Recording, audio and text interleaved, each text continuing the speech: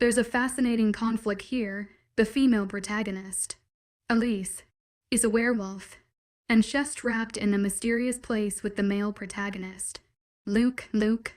During a strange hunting mission, Luke is super calm and incredibly charming, the alpha werewolf, while Elise is a bit clumsy, talkative, and somewhat insecure. The funniest part is that Luke is completely smitten with a witch, and Elise is secretly jealous on the side, even though she claims she doesn't like him. 27 mind readers. Goddess, this is infuriating. I grumble, my sarcasm in full force as I battle yet another curtain of vines, stumbling behind Luke. I can't help but marvel at his seemingly effortless progress. How does he make it look so easy? Stop grumbling and focus.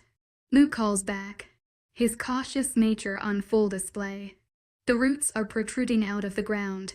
What's next? Apes throwing rocks at us. I quit, my sense of humor refusing to be dampened by our predicament. I doubt it.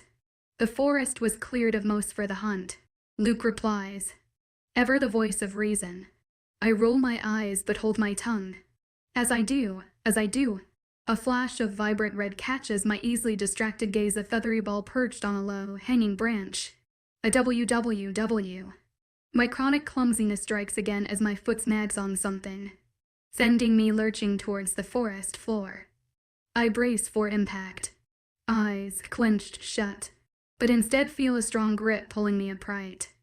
Luke's hands linger on my arms, even after I've regained my balance. An unexpected tingle spreads where his skin meets mine, leaving me wondering if he feels it too. Is it just me? The air? My stubborn hormones? I told you to be careful. He chides, nodding towards the offending root. I got distracted.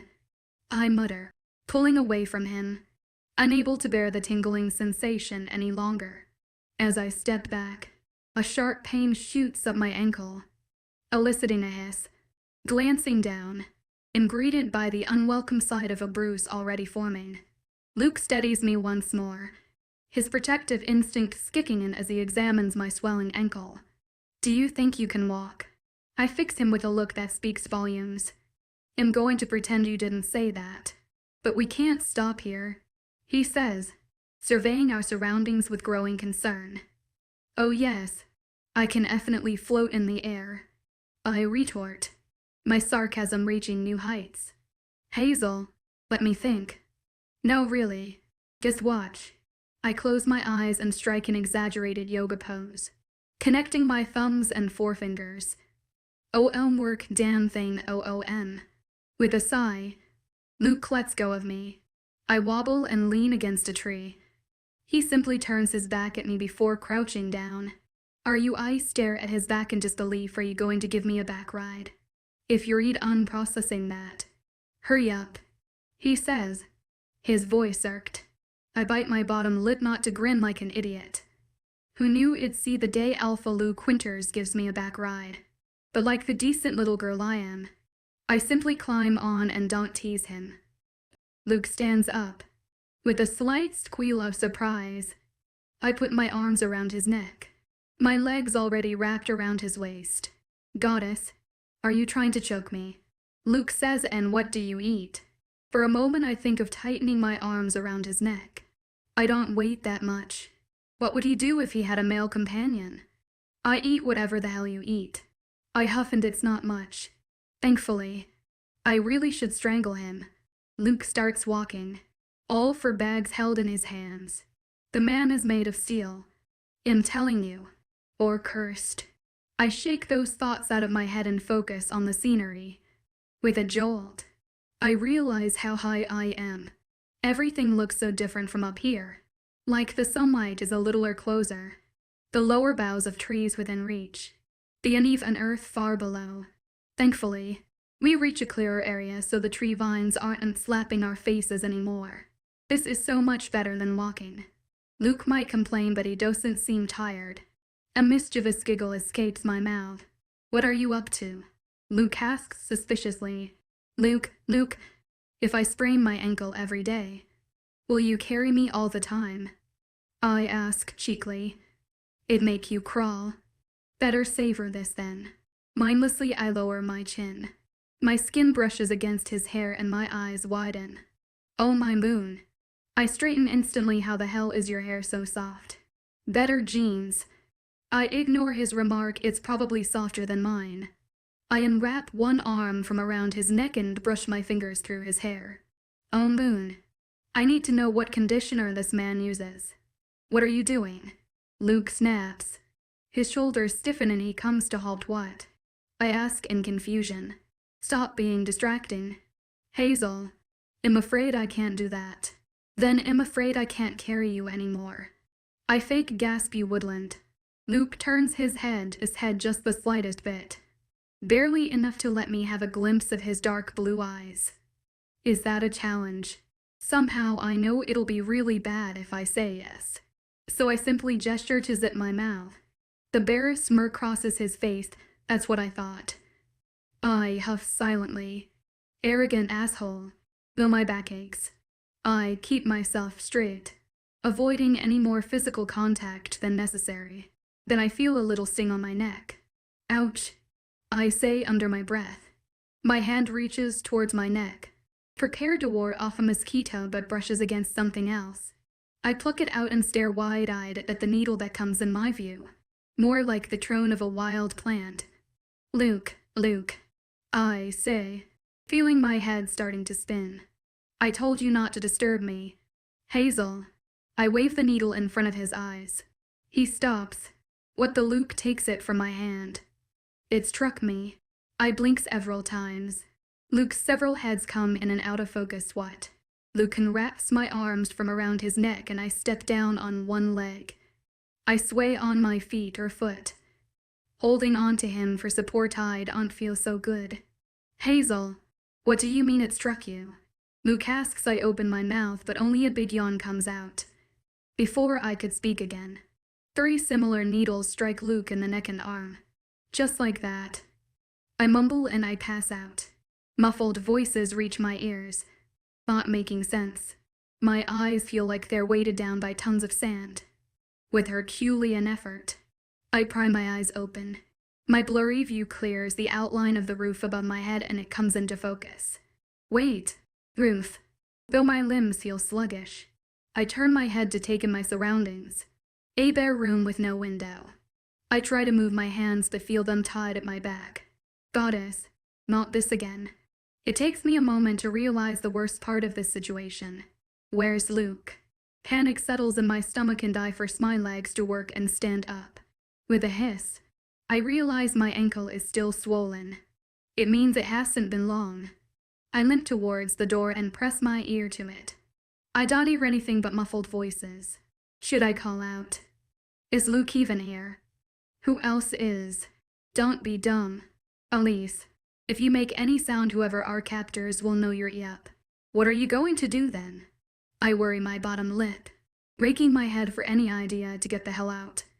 Apparently, my captors are mind readers since the next moment. The door clicks open. I stumble away from it. 2 hooded figures stride in and grab me by the arms. Whoa. Hey, I start dragging me out and into manhandling much. They don't answer me. I squint my eyes to fight the bright light as we go outside. My eyes adjust to the brightness and I realize we're in a small hall. Dark hooded figures all around. Are you going to sacrifice me now? My eyes become the size of the moon. Trust me, that's a bad idea. I haven't been a very pious soul. And I'm a wolf. You should try a goat or something. Well, a feminine voice reaches my ears. Isn't she a chatty one? My eyes snap towards a figure with a blood-red cloak, sticking out like a sour thumb in the brave black. With a manicured, pale hand, the woman tugs off the hood and I stare her in disbelief. That's probably the most gorgeous woman I've ever seen in my life. Coming from someone who's as straight as a pole. That's something. A little girl. The woman cocks her head. Her rippling black hair follows the movement. I'm surprised. I thought this was a men's game. What can I say? I try to ignore the bad vibe coming from her. I'm a feminist. The woman turns to the hooded figure to her left. Where's the other one? My apologies. My lady. The man bows so deep I think he is going to topple off. He was being problematic, and you forbade us to use magic on them. HES still in the containing room. With a rush of relief, I realize they're talking about Luke. If HES being difficult, it means HES okay. The woman apps a finger to her sharp chin. Very well. I'll deal with him. She gestures at the hooded figures holding me before she starts walking, and they drag me after her, my ankle throbbing painfully. Soon enough, we reach one of the other doors in the hallway. The thick metal door dented as if someone's been hitting it with a hammer from the inside. A loud metallic bang reaches my ears and another dent forms on the metal. I cringe. No, not a hammer. Settle down. One of the hooded figures yells, "Our leader wants to talk to you." A moment of silence passes. Hesitantly, the man unlocks the thick metal door. The woman in red strides inside and am shoved in as well. It takes me a moment to take in the sight in front of me. Luke is sitting on a chair, arms crossed across his chest, booted feet on the table in front of him. As if HES not a prisoner here but a gang leader who has come to collect his share of the scrub. The moment his gaze meets mine, he stands up, eyeing the two figures holding me. The woman in red walks up to him. Her gray eyes go up and down his frame appreciatively. She cocks her head thoughtfully. "I hear you were being a handful for my guards, Alpha," she says. Luke keeps his eyes on her for a moment. Then his lips curve up in a slow charming slurk. "I'm not used to obeying." He swiftly takes her hand in his and presses a kiss to her knuckles. "But if you had come, I think things would have been smoother." I stare at him, mouth hanging open as the woman laughs in a soft, highbrow way. "Quite the charmer, aren't you?" She arches a perfect brow. "Alpha Luke Quinters at your service." Luke's smirk turns into a smile. "You must be Rebecca Everett." Wait, he knows her. "You've heard of me?" Rebecca asks, mildly surprised. "Of course." Luke shrugs modestly. "I knew that if I come across a devilishly beautiful woman on this hunt, it'll be you." Rebecca pulls her hand away and gives him a playful shove. "You don't look so bad either, Alpha. It's Everett." "Rebecca, if I may." Luke asks politely if we are going to talk. "I'd prefer it somewhere where my companion is not tied in the room is bright enough to illuminate your features perfectly." Rebecca's eyes slid across his face and come to mine. She looks at Luke again and smiles, of course. "Led the way." Luke gestures towards the door. Rebecca walks past me towards the door and Luke follows, ignoring me like I don't exist. That bloody bastard. My guards help me limp outside as well. Someone had brought our bags in the hall. I breathe a sigh of relief. Whoever these people are, I think they're letting us go. "Let me take care of that for you." Rebecca pulls out a stick from her cloak, a gray quartz gleaming at the base, and waves it. Our luggage catches fire and before my very eyes reduces to nothing. My wide eyes meet Luke's. His face is unreadable, but I notice the tension in his shoulders. Rebecca slides her arms around his. "Now we can talk without worrying about you leaving." She smiles at him, like a tigress baring her teeth prettily. What she says next tells me they're not mind readers after all. "Welcome to the witch's den." Werewolf crazy. I glare at the two people sitting on the sofa in front of me. Rebecca laughs again as if Luke just said the funniest thing in the world, while all he said is, "So you were planning to kill us?" "It's part of the hunt." She waves a dismissive hand, but I've changed my mind now. She runs a single finger through his hair and Luke smiles at her.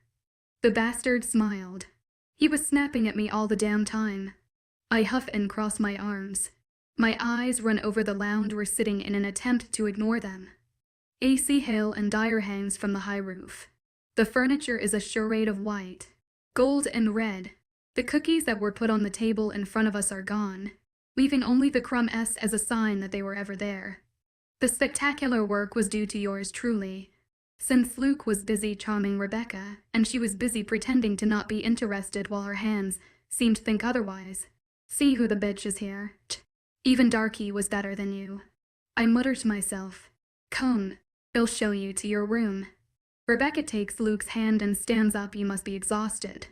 with a nod he stands up and lets her guide him towards the spiral stairs, both ignoring me. If I could growl right now, I would. Gritting my teeth, I quickly follow after them.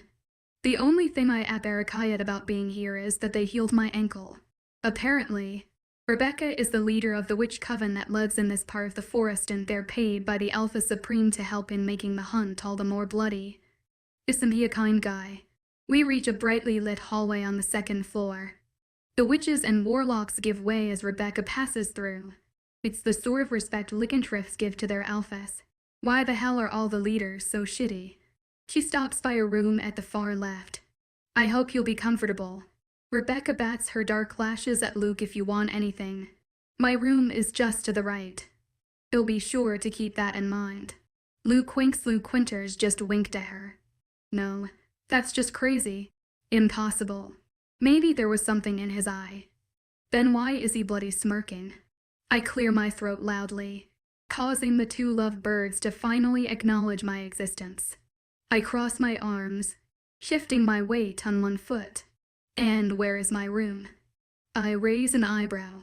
Oh, Rebecca looks taken aback. I'm sorry, but the other guest rooms are being repainted. Maybe we can adjust you somewhere in the lounge. Don't worry yourself on her behalf. Luke says she can share a room with me.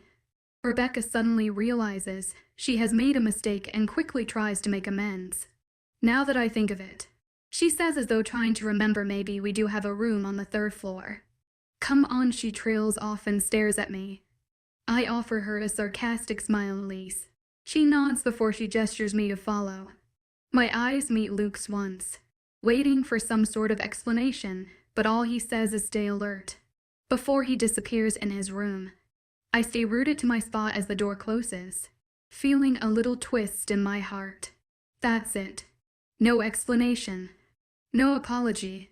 Shaking my head, I try to swallow the lump in my throat and turn to jog after Rebecca, who's already at the next staircase.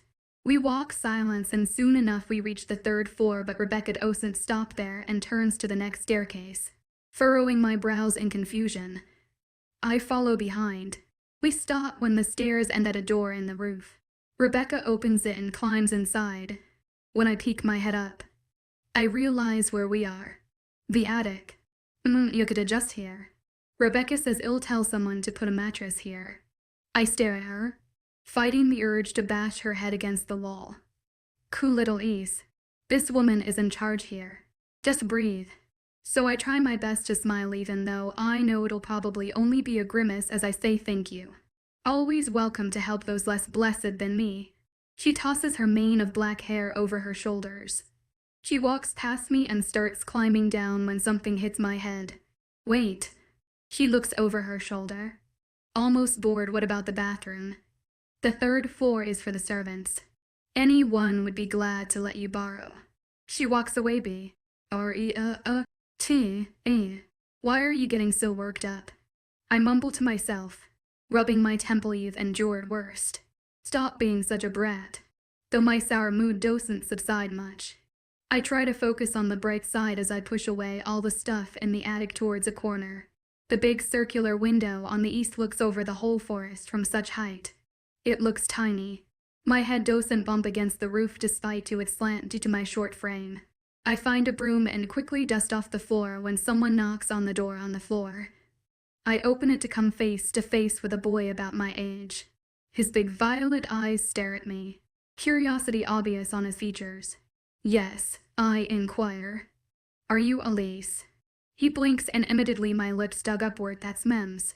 Ever asked to drop off a mattress here for you? He says, the only problem we face is that the door is too small for the mattress, so we do the obvious. A little more. I wheezy out, throwing my whole weight trying to squeeze the mattress. The boy, Philite, squeezes it from his side and gives it a shove upward. I fall on my behind from the impact of it flipping to its original shape as it pops up. We did it. I grin, breathing heavily. Thank Merlin. Philite comes up and lays flat, an arm over his eyes. Why can't you use magic in here again? I ask Ms. Everett has forbidden unless necessary. He says, sitting up. His violet eyes roam the attic before meeting my gaze.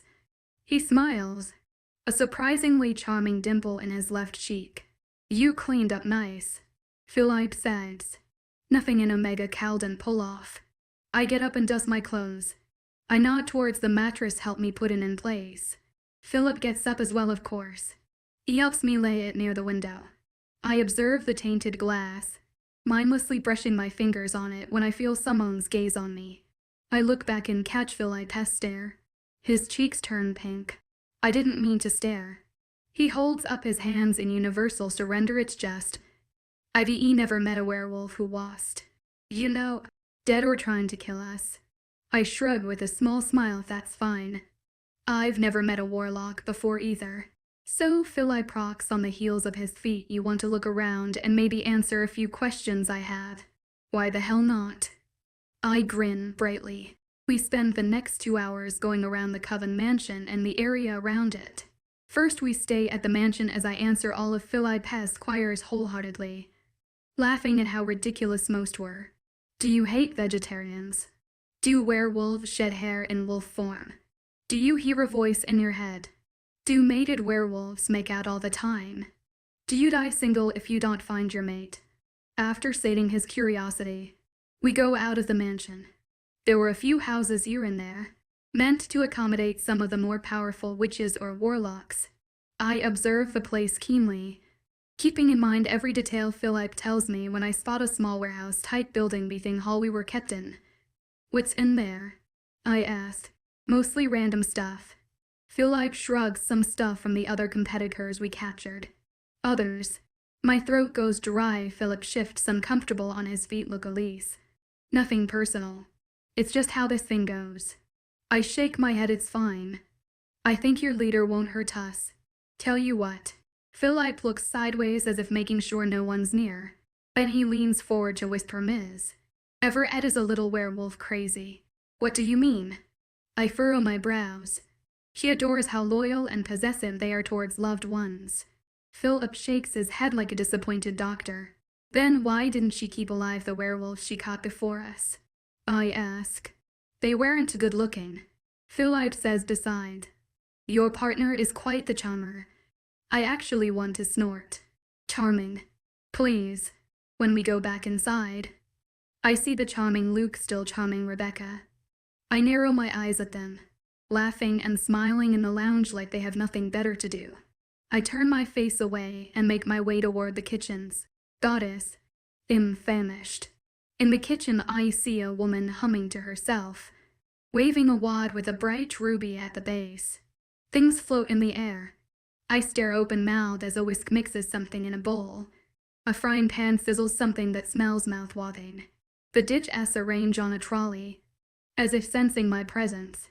The woman looks over her shoulder. Her bright amber eyes settle on me. She lowers her wand and everything settles down gently. She smiles. "Hello, dear. As a witch, dear." She says, "Do you need something?" I find myself returning her smile, just wondering if I can get something to eat. "Of course. Come in." She ushers me inside. "What would you like?" "Anything, really." I exhale a laugh. She walks towards the fridge and fishes through it while I seat myself on the kitchen island. The plump woman with amber eyes hands me a tub of ice cream. I look at it like it's a gorgeous male model. "Thank you," I say as I take the tub of half-full mint and chocolate chip ice cream. "No need." The woman gives me a spoon. It's rare to find anyone in the kitchen but myself. "I'm Elise, by the way." I smile at her. "Nice to meet you," she says as she waves her wand again. I notice tiny thread of sliver slip out of it, holding everything up and making them move. "My name is Martha, head of the kitchen department. Is there anything I can help with?" I ask, swallowing a mouthful of ice cream. "I can handle it," Martha says with a chuckle. As I watch her work, I can't help the wave of homesickness that crashes over me. Sitting on the kitchen aisle and as Mom and Morgan made foods that always end up breaking something, I suddenly feel less hungry. I hear someone laughing. I look up at Rebecca as she enters, Luke following behind her. "Martha, is everything ready?" she asks. underlying authority in her voice. "Everything is ready, my lady," Martha says, looking at the food trolley for any sign of imperfection. "Good. Rebecca says Luke and I will have dinner in my room." "Very well, my lady." Martha bows her head in a nod. I feel my grip on the ice cream tub tighten. My eyes narrow as Luke doesn't spare me a glance before leaving with her. A familiar ache in my chest makes me curse under my breath. Why am I feeling so rejected? It's not like Luke, or any other guy for that matter, ever paid special attention to me other than when they want something. I know not to expect anyone to be kind or good to me for no motive, but somehow, for some moon-forsaken reason, this hurts. "You like him." My eyes snap towards Martha. She's giving me a knowing smile. Her eyes crinkled. I feel blood rush to my face. Werewolves have soulmates. I mumble we're not supposed to like others. Werewolves have hearts too, don't they? I don't like Luke. I shake my head and just worried about getting out of here. Martha offers me a small shrug as you say, dear, but my eyes see something else. She takes the trolley out, leaving me alone in the kitchen with my pestering thoughts. I look hard at the ice cream tub in my hands. I do not like anyone, especially not Luke Winters. 29. Spellbound, I always hated being a light sleeper. The slightest sound can shake my slumber. But you see I'm stubborn, and so I try to ignore the sounds and sleep again. I shuffle in the sheets, ignoring the creaking of the wooden floor under someone's feet weight. I open my eyes just a little. There's no one in my line of sight. When my eyes move away a bit, they widen. I scramble away from the dark figure looming over me. I open my mouth to scream the whole mansion down, but a hand closes around it. The feel of it is oddly familiar. I smell him before I can make out his features. The scent of coffee and pine trees. Don't scream. Luke crouches down so we're on eye level. I shove his hand away and glare at him. "You almost gave me a heart attack," I say in a furious whisper. My eyes adjust to the dark and I see Luke raising an eyebrow. For some reason, his being here is bothering me. After ignoring me the whole day, he thinks he can just come to me in the dark of the night, when no one can see him talking to me. "What do you want?" I cross my arms. For a moment Luke stares at me, face unreadable and eyes thoughtful. Then he settles down on the mattress, forming a dip in it. "Well," I narrow my eyes. "Everett said they didn't burn the luggage of every team they captured. He says that means there's still a map here somewhere. If we ever want to get out, we need the map." I raise my brows at him. "Everett, huh? Not oh my beautiful love. And he does want to get out of here. Interesting. I thought HED found himself a home." I decide to be professional and think of what he just told me. Something clicks in my head. The warehouse. I snap my fingers so it told me that's where they're keeping stuff they took from other competitors. Luke nods, but the sudden hardness of his features doesn't go unnoticed by me. "And who is Philip?" Just as he says that, the devil himself comes to me and whispers in my ear, "Time for payback." I smile shyly and lower my face, making a great show of tracing my finger along the sheets. "He helped me settle up here," I say like the demure maiden I am. "He also gave me a tour on the mansion and the perimeter." I look up at Luke's constipated face with innocent, big eyes and a smile. "Yes, really nice to me," I say, briskly. Luke stands from his seat. "Good to know you find admirers everywhere." He walks towards the door on the floor. "You'll have to search the warehouse. You'll keep Everett distracted. Tell me if you find the map. What about everything else?" I ask. "Food, weapons. You'll take care of that." Luke opens the door but doesn't go down. "What is it?" I move out of bed and walk towards him. When I peek down, I realize what exactly it is. Two people in the hallway are practically devouring each other. "Goddess, at least get a room, you two. If they saw me." Word and. Luke closes the door. "Maybe they won't notice." I offer. Luke gives me a look. I spread out my hands and shrug. Partial apology, partial confusion. "You can just wait until they're gone," I say. "Everett said she'd come to collect me for breakfast." Luke gets up and goes towards the window. It's almost dawn. He opens the tainted glass and I shudder a bit as the cold air whips inside. You can't possibly jump from here. Can you? I glance down at the earth far below. Can't I? Luke says, his face calculating. Well, even if you manage to have all of your limbs intact, what are you going to say to the guards near the front door? I ask. You'll make something up. Luke rolls his shoulders. I look away from him. Maybe you can say you went for a morning jog while they dozed off. From the corner of my eyes, I see a faint smile touch his lips. Not a bad idea. Something warm presses against my cheek, making breath hitch in my throat. Stay safe. Luke's lips brush against my skin. I dare to blink and HE's gone. I stick my head out of the window and stare down. Luke's dusting off his clothes. Perfectly fine. I let out a breath of relief. My cheek still tingles when I close the window, my face too warm for my liking. Stay safe, he said. I shake my head. Get a grip, Elise. That's all the things he says. Stay focused. Stay alert. Stay safe. It's nothing to overthink. I eat breakfast in the kitchen with Martha and afterwards head towards the warehouse. Unluckily, there are too many people outside, so I head back to the mansion. I don't want to risk suspicion.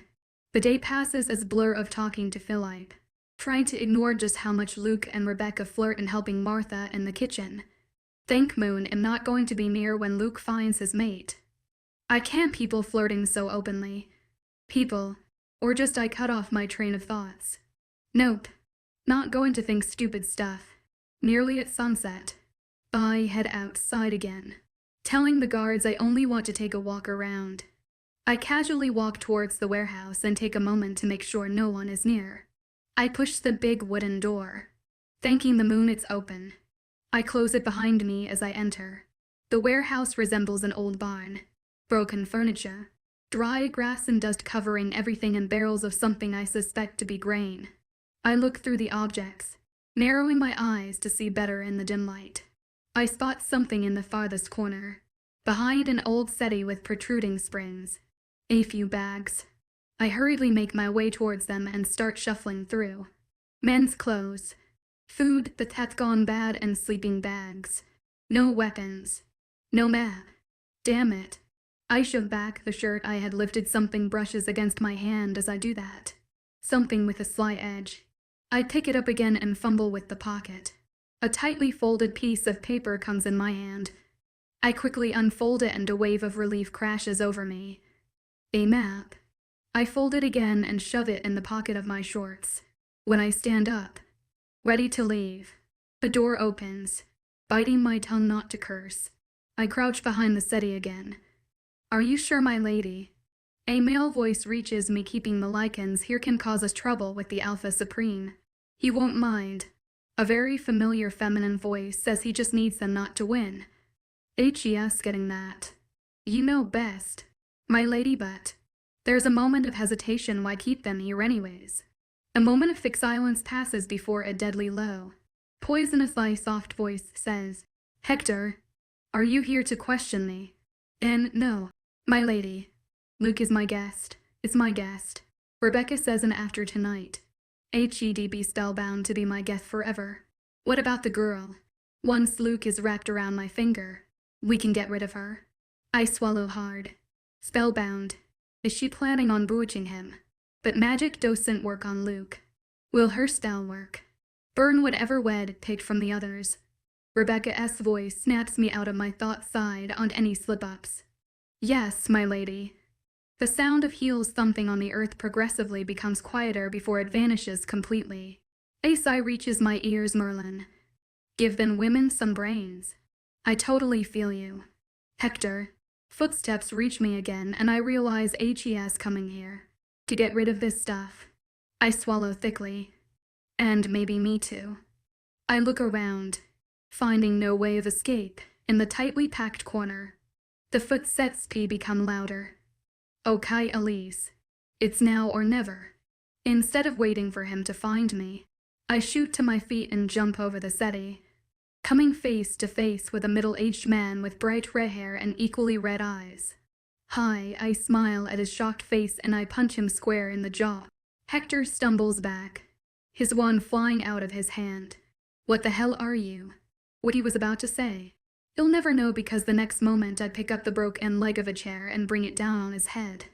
His eyes roll back and he sinks to the floor. I wince. Sorry. I mumble to his unconscious form it was nothing personal. For a moment, I consider simply leaving but then glance at Hector. He's bound to wake up sooner or later, and if he told Rebecca which he definitely will, am dead meat.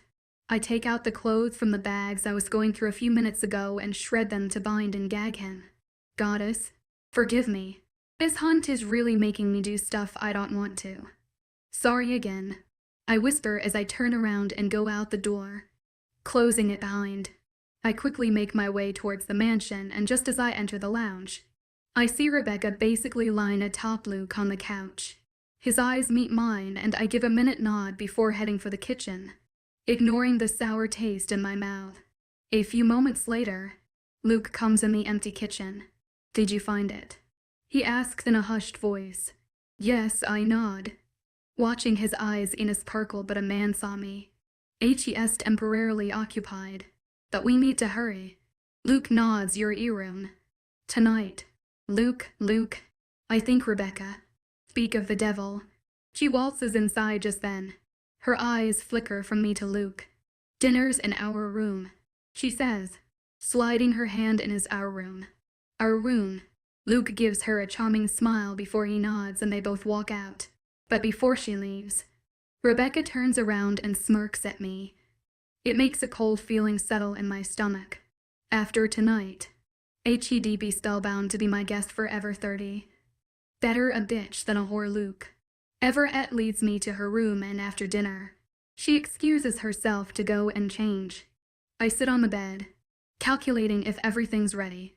Only a few hours from now, Hazel and I will be out of their territory and on our way. The bathroom door clicks open, and I have to refrain myself from raising my brows at the sight in front of me. This is one desperate woman, is my first thought when I see her in a lingerie. The second is that I really need to get out of here. She walks towards me, or maybe stalk would be a better word. Her manicured hands come down on my neck as she settles her behind on my lap, batting her lashes at me. I'm just so tired. Trust me, I am as well. I make my lips tug upward and cock my head to a sigh for someone very tired. You look ravishing. Rebecca drags a hand through my hair and smiles at me. Unbident.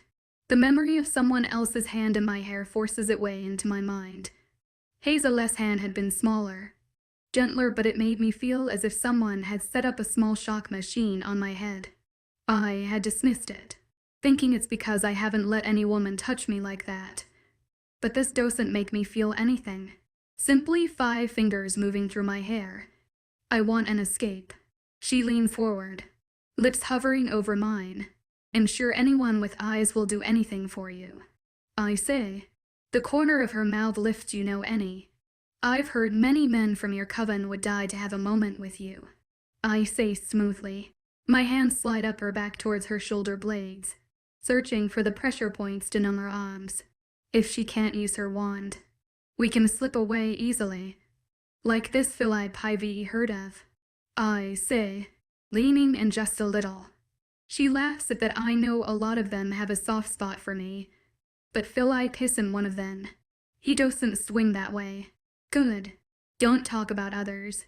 She says softly, tell me what you would do for me. The faintest sound of the door opening makes my shoulders tense.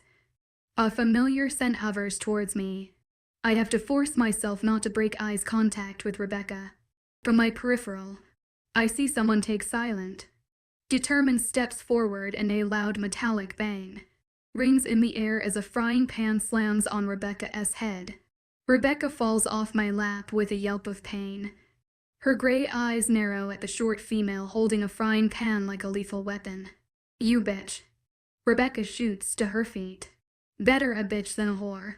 Hazel slams the frying pan straight on her face. Rebecca's eyes roll to the back of her head, her nose bleeding profusely as she collapses on the ground.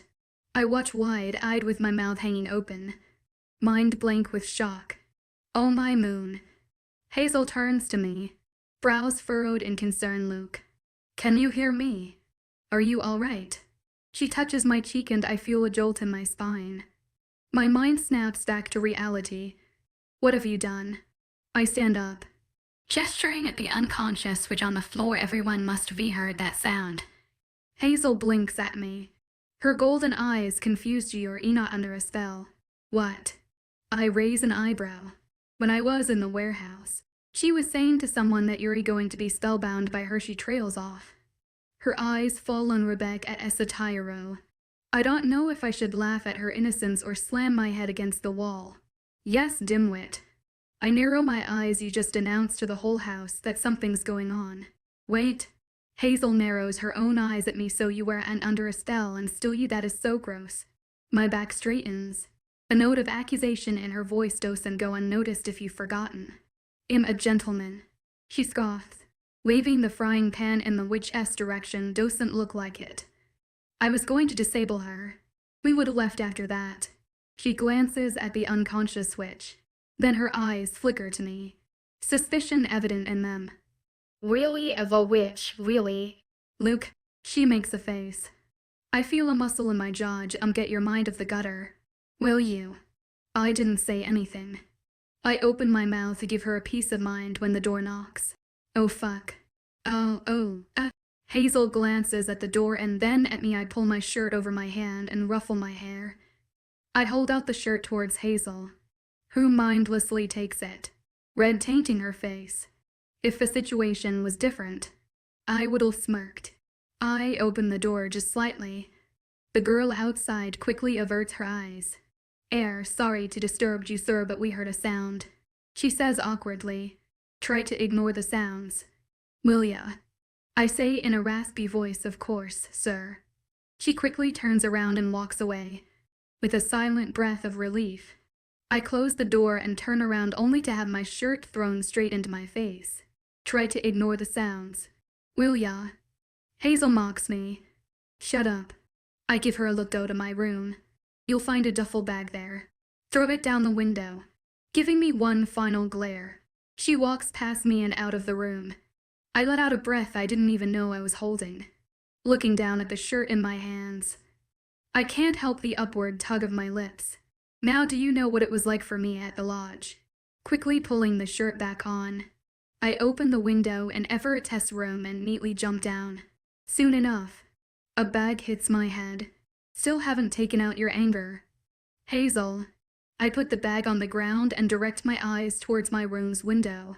Dump down. I say as quietly as possible.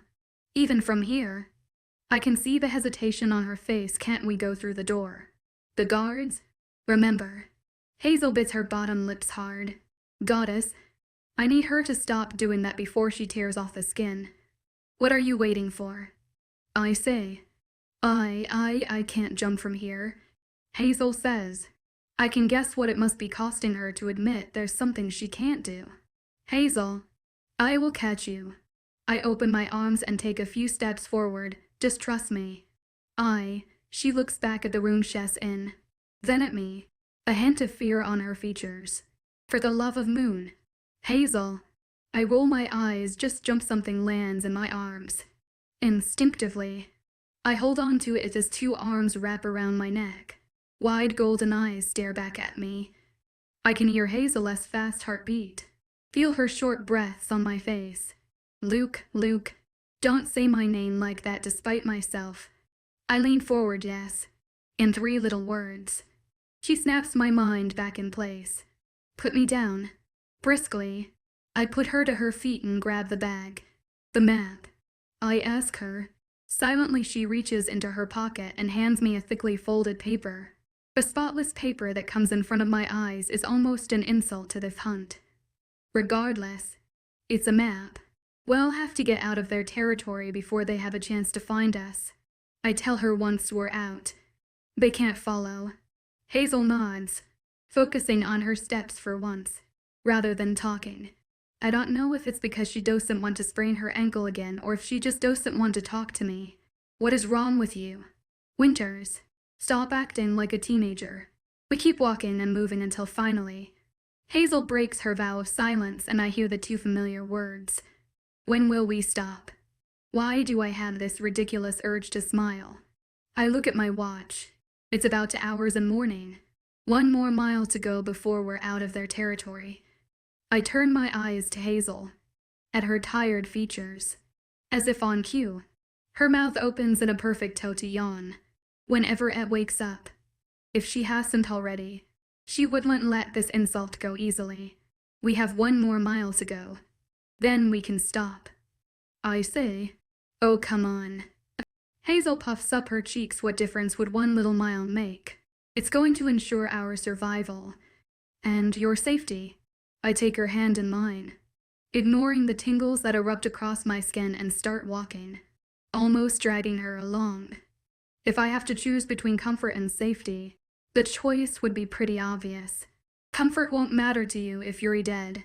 We walk on silently, her hand clasped in mine, fingers interlocked. Finally, we cross the boundary of their territory. Hazel bumps in my back before stumbling away and attempting to straighten herself, her expression one of supreme sleepiness. Are you dead yet?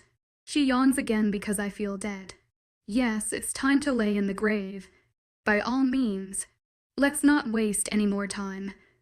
It managed to gather some food, 2 guns, a box of ammunition, some medicine supplies and a blanket, though the limited supplies are bound to cause problems later. I'm too tired to worry about them right now. When I pull the blanket out and turn to where Hazel was standing, I find myself staring into air.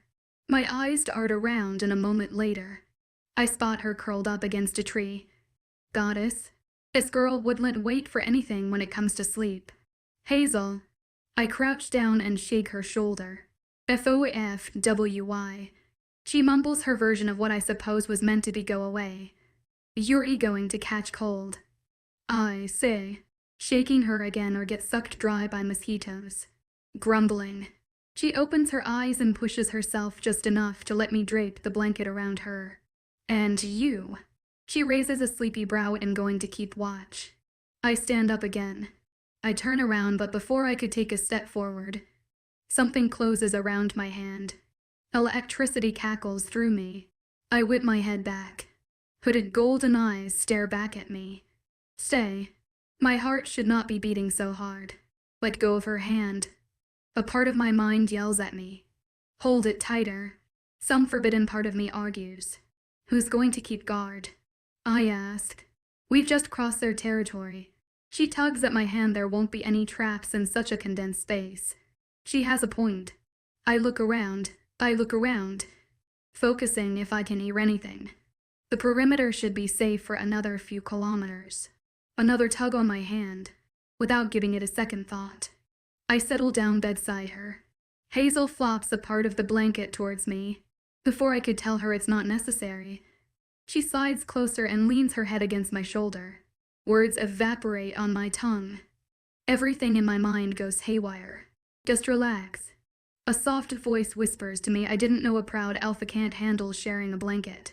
More from challenge than from being vexed. I slide my arm around her shoulders and pull her closer so her head rests against my chest. The scent of gardenia flowers and rain cascades over to me. Her frame small against mine. I think you've seen enough proof of what I can handle. I say, my voice quiet in the fragile silence. Her shoulders tense. Just a little, and if we weren't so close, I doubt I would have noticed it. Were you really interested in her? She asks quietly. I turn my head the slightest bit so I can take a look at her face. The soft sweep of her jaw, the pouty shape of her lips, doe eyes closed and long lashes brushing against her cheeks. Her features are slack from exhaustion, somehow beautiful still, a crease between her golden, brown eyebrows. I want to brush it away with my fingers. I straighten my neck. I've seen better. So you've had relations with other women. No, you're saving yourself for your mate. This time I openly turn my face towards her. Hazel lifts her head from my chest. Her eyes meet mine, like big, gold and mirrors bright. Clear with the slightest flecks of darker brown. Both of us have flirted with others, Both of us have done it for our own reasons. Are you? I ask, raising an eyebrow, yes. She doesn't hesitate before answering you didn't find him. What if you never do? Hazel puts her head back against my chest. Eyes closed. Breaths even. She could probably hear my heart beating. Then maybe I will find someone else, she said softly. A silence that follows tells me she's already asleep. Against my better judgment, I rest my cheek on her head and close my eyes, her words still echoing in my mind. And after a long time, I find something I thought he'll never have again: peaceful sleep. 31. Crazy ex-work erst with rain the next morning. Luke doesn't surrender to nature this time, and since it's not raining cats and dogs, we continue walking. Tell me again why we have to keep going, I say, steadying myself against a tree before I slip on the muddy ground. We're still closer to the witch territory than I'd like us to be. Luke says our food supplies are limited and so are weapons. We have to hurry. Oh, and did I mention that the only clothes we are wearing are the only ones we have? Yay, witches. Damn that witch. I muttered, did she really have to burn all that? One of my favorite shirts was in there. Maybe it would sting less if you weren't so jealous of Everett. I pause while taking a step forward. My head snaps upward. What? Luke gives me a cool glance over his shoulder. You are reeking of jealousy. Hazel, I'm not jealous of anyone. I snap at him. Both of us have stopped walking, and the only thing that reeked was her crappy perfume. Just admit it. You were jealous. I open my mouth to fire another sharp reply, but then close my mouth. I shrug with an indifferent face. Fine. I say calmly, am as jealous of her as you are of Ethan. In a flash, Luke's cool demeanor is wiped off from his face and onto mine. His jaw tightens and eyes narrow a fraction. I am not jealous of anyone, he says, especially not that pub up. I raise an eyebrow. What are you? 55. 23. Luke gives me a measured look. Parks is barely older than you. I let out a dreamy sigh, and yet he has been handling a pack for so many years. I do an internal happy dance when a muscle in Luke's jaw twitch. Take that. Only a moment later, he wipes away his expression and takes a deep breath. With continual support from us, Luke looks down at me from under his nose. Most of the defense plans sent to Parks were made by me. My expression falters. Oh. And if you're done making assumptions, let's go. Luke glances at the darkening sky before starting to walk again. You started it, I mutter under my breath before following him. We keep up a fast pace, and though I wanted to complain, I didn't. Ever since Luke told me the real reason why HES hell-bent on winning no matter what, I've made it my business to be as cooperative as possible. Besides, the little detail that I will be free of my damn pack doesn't hurt either. Rain starts getting heavier, and I feel my boots being swallowed by the moist earth. Our pace slows down, partially due to the darkness, partially due to the muddy earth. We'll have to stop, Luke says with an irritated sigh here. I look around the muddy forest. I'm pretty sure I don't want to be covered in leeches. We can climb. Luke takes in consideration the tall trees. All right. I squint my eyes to see the trees ahead, but something bigger than these. I don't want to hear you yelping if your branch breaks. I'm not the clumsy one here. I walk past him, keeping my eyes on one big tree a few feet away. It should provide enough shelter and stability for the night. I hope that blanket isn't wet, because if it isn't, I'm taking. My own scream interrupts my next words as ground slips from under my feet, but unlike what I had expected, I don't fall on the earth. Rather, it swallows me. In a distance, I hear someone shout my name. A moment later, I fall on the wet earth bed. Bloody hell. I push myself up with one hand, rubbing my cheek with the other. Something crashes on me, knocking out the breath from my lungs. Over the haze of pain, the scent of coffee and pine trees weighs over to me. Goddess, are you all right? Luke quickly gets off me and helps me up. A 6-foot-something man just quashed me into the earth. But I am okay. I look up at the opening from where raindrops fall down. A patch of dark sky visibly. What is this? I look around the small cave we'd landed in. I have no idea. Luke says, nor do I care to find out. Too bad. Winters. A perfectly feminine voice purrs from above. A moment later, Rebecca looks down the rabbit hole, wearing the same red cloak I'd seen her wearing days ago. You might want to know where you spent your last moments. She grins. The expression causes my stomach to roil goodbye. With a wave of her wand, the opening starts to close before my eyes now. I leap forward, but a moment later, am tugged back as rocks start to fall through the earth, blocking any path that was left. Luke, let go. I trash against him, calm down. Will you? Luke finally lets me go when the rocks stop coming.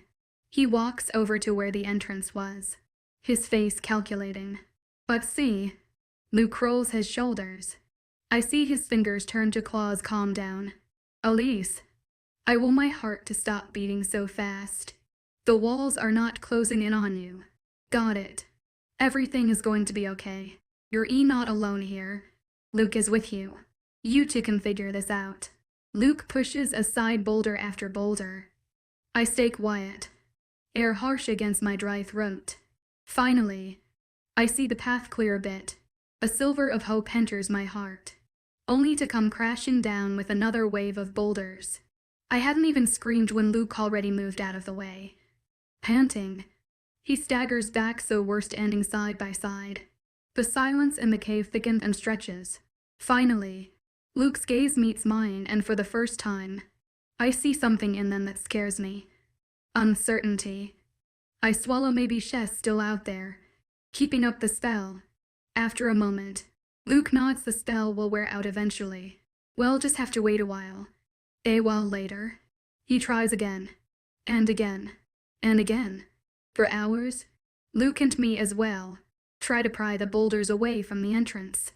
Panting, both of us slide down against the earthen wall of the cave. I'm not sure if my clothes are still wet from humidity or from sweat. Okay. Luke huffs out, either she's still out there, or this spell is supposed to be this way. I crack a smile, breathing heavily. The corner of his mouth tugs up to think we weren't actually together. I feel a breathy giggle bubbling up to my mouth. Darky would have done the same. What can I say?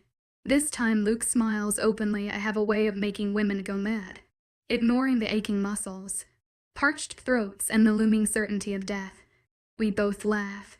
They're mad to begin with. I say with a light-hearted smile. So are all the guys infatuated with you? Luke says I huff. No one's infatuated with me. They're all just lustful morons. Luke stares at me for a moment longer than necessary. Are you so sure? I pull my legs to my chest and wrap my arms around them. For a moment words seem lost to me. You know, in high school, I don't know why I say what I say. The words just seem to retch themselves out of my mouth. Guys from our pack used to make bets about me. Who would fool the difficult Omega first? I lean my head back. A small cynical smile tugs at my lip. I was young then, dumb and idiotic, thinking I can be like others, like well-respected people.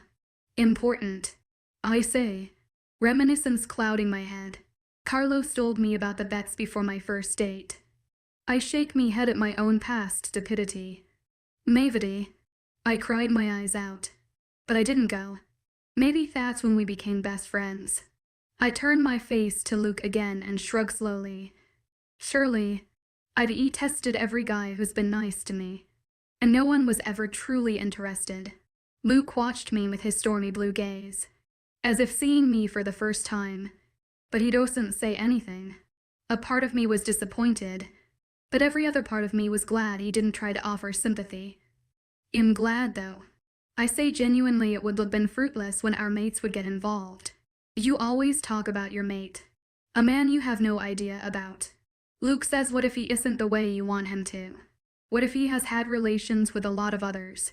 I can only hope he isn't like that. I say, though a string of uncomfortableness coils around my heart. Then I grin at him. Even if he is, I'm going to change his player ways. For a moment we hold each other's gazes. I feel my face starting to warm up. Goddess, what am I doing? I'm telling Luke, of all the people, about my past and my future hopes. This hunt is getting to my head. What about you? I perk up. You want to find your mate. The comfortable air vanishes in an instant. Luke straightens. His features turn into taut blankness. No, my eyes widen. Why? Luke turns his face away from me. Somewhere in this world, a girl might be thinking about her mate the way you are. I'd outguess, hoping him to be a half monster, on the path of becoming a full one. I stare at him blankly, unsure of what to do. Lay a comforting hand on his arm. Tell him she wouldn't think that. Instead, I do what I can do. You're not a monster, I say. Luke snorts, disbelieving lie. I press on, and you're not going to be one. We are going to win this hunt. And you're going to leash the beast back. Everything will be better. How can you think like that? Luke shakes his head. With my brain. How can you hope for all that when we're stuck in a hole? Out of options. He gestures at the boulders. Hope is the only thing that has kept me going. I say I believe it will even now. In the dark, moist, uncomfortably small space of the cave, I feel the air shifting around us. Wait, Luke leans closer to me. I feel his warm breath on my face, causing my throat to parch in a very new way. I hope you're right, Hazel. He brushes his fingers across my cheek. The tip of his nose touches mine, and I feel my eyes flutter shut. Me too, I whisper, because I really didn't survive everything else only to die in a watery ditch.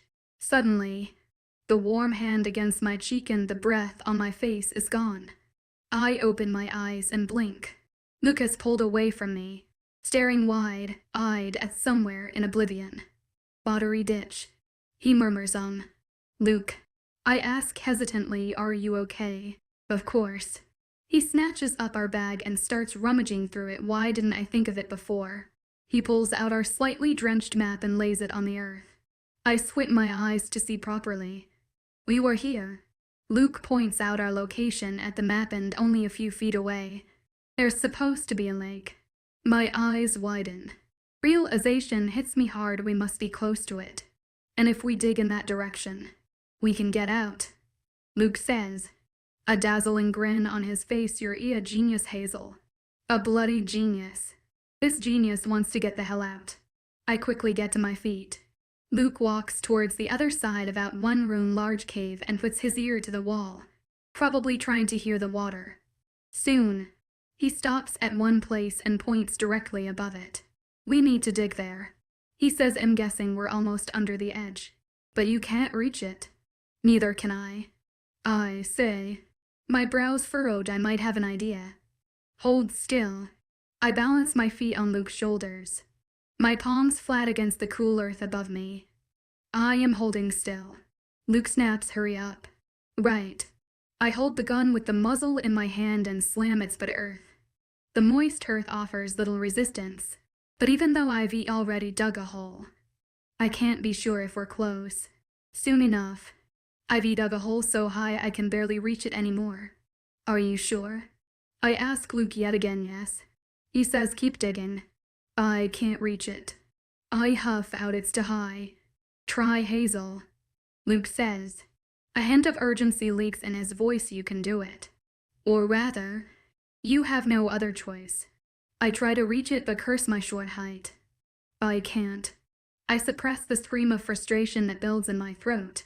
I raise the gun again, but stop. An idea hits my head. Click. Hazel, what are you? Bang.